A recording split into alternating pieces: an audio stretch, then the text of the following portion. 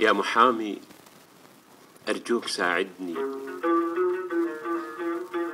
يا محامي أرجوك ساعدني، خلصني وخفف آلامي. يا محامي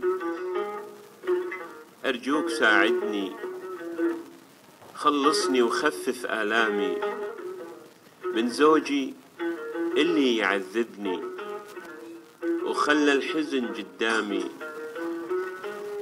أبي الطلاق، أبي الطلاق، أبي أعيش مرتاحة باقي أيامي، أبي أعيش مرتاحة باقي أيامي من اللي حطم آمالي.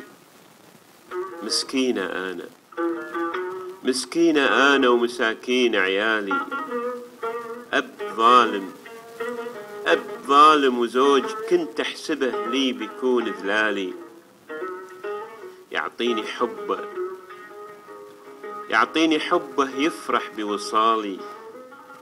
يا محامي، يا محامي اللي خذاني حرامي، يا محامي اللي خذاني حرامي، سرق من عمري وشبابي أجمل أيامي. ما احترمني يوم ولا بكلمة حب ناداني.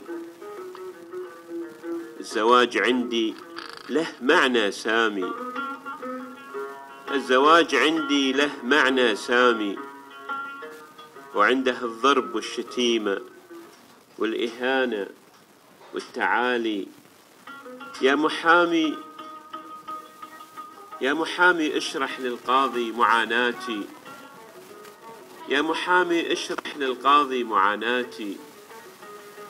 زوج طاردني وهاجرني، لا لزوجة ولا لعيال فاضي، بكلامه شاطر بس يجرحني ما يرحمني. من خذيته وانا لهلي رايحة وشايلة هدومي واغراضي. ما تنشف دمعتي صدقني، ما تنشف دمعتي صدقني. نفذ صبري، نفذ صبري، حرام معلقني، حرام معلقني. خلي طلقني وهذا آخر كلامي، ويكفيني منه ما جالي. أرجوك، أرجوك يا محامي، أرجوك يا محامي ساعدني. أبي أعيش بأمان مرتاحة أنا وعيالي باقي أيامي.